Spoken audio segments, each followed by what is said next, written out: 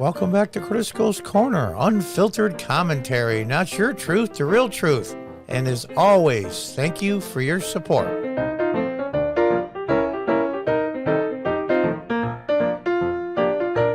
Hi folks, welcome back. From U.S. News, you're going to love this one. I don't know if you remember this one from a while back. The plumber that got rid of his truck, traded in, and it ended up on a news video from Syria with ISIS guys in his pickup and a machine gun mounted in the back of the bed. Now, how did he know it was his truck? Because his name was still on the door with the phone number of his plumbing company. In Syria, driven by ISIS. Let's read on. And the guy's from Texas, by the way. The vehicle was fodder for comedians, but allegedly caused outrage people to hassle the Texas business. People are truly that ignorant. There shouldn't be a surprise.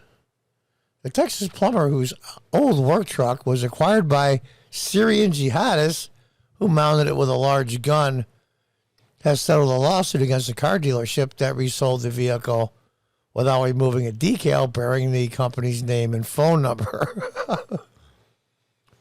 The lawsuit sought more than $1 million and was settled quietly for an undisclosed sum. Yeah, I hate that. Well, we'll give you this X amount of money from our insurance company or us if you don't disclose how much it was. That's what I hope when Kyle Rittenhouse sues every hole under the sun. I hope they're all for disclosed amounts. Enough of this. We're going to give you this money, but don't tell anybody how much we gave you or you have to give it back. BS. Although the Mark I plumbing truck became fodder for comedians, and well, it would. I mean, in all fairness, the situation didn't amuse former owner Mark Oberholzer, who was visited by the FBI and received angry phone calls when news outlets and social media used circulated images of bearded jihadists using the vehicle to shoot into passenger cars, among those other exploits. The truck was covered by Comedy Central, The Colbert Report, in its final show and most viewed episode in December of 2014, which drew 2.5 million viewers. And the clip was re-aired during the Emmy ceremony in late 2015.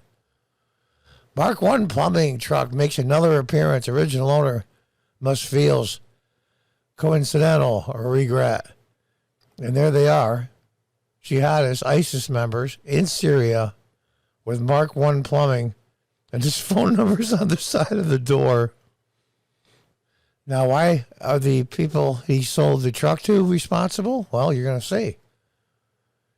More than 2 years after selling the truck, he became sued in December 2015, alleging the Auto Nation Ford Gulf Freeway dealership in Houston was liable for negligence, fraud, liable per se, invasion of privacy, by appropriation of name, and violation of the Texas Despicable Trade Practices Act. I like the sound of that. He's tired of being called an ISIS supporter and a terrorist supporter, his attorney said. When the lawsuit was filed using an acronym referred to the Islamic State group, one person called his secretary an ISIS whore. That was today.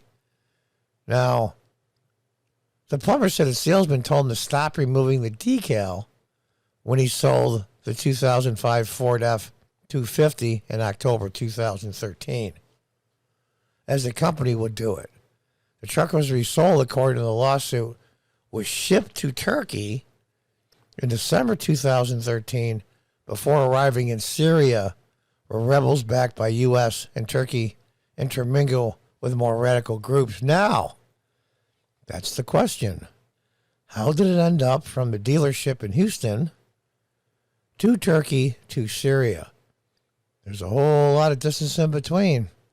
Things that make you go, The jihadists seen with the truck reportedly were associated with the Ansar al-Din Front, not the more well-known Islamic State group.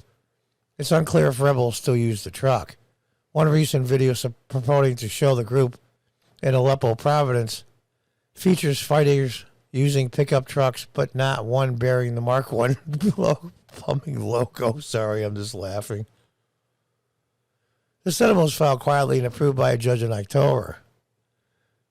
There was no news coverage on the settlement. Seems like there was something else going on at the time, Elan said, adding that he cannot comment on the specifics of the resolution. Wow, unbelievable. Remarkably, Mark I Plumbing never changed his phone number. The line was answered by a voicemail message Monday.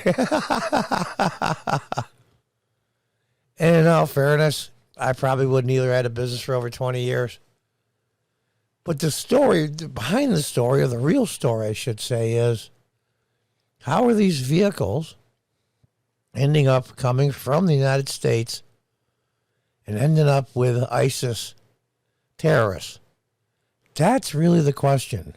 You think any reporters or investigative journalists would try to find out? Nope. Think they even how it got to shipping place must be on the East Coast, obviously, on a freighter.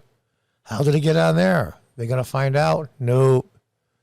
How did it get all the way to Turkey? That's a long ways.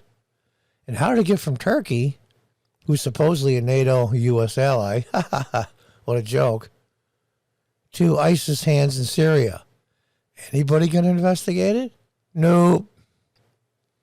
And there you have it, folks. All things point to Syria. I don't know what to make of this whole thing. I think it's comical as hell. To tell you the truth, let's scroll down here and look at this truck again. To tell you the truth, this looks like a Babylon Bee article. Joe Blow's Mark I Plumbing Company, Houston, Texas. Pickup was sold to ISIS members in Syria. Joe got a good price for it. But it's real. Absolutely real. Laugh my ass off. Until next time, goodbye and good luck.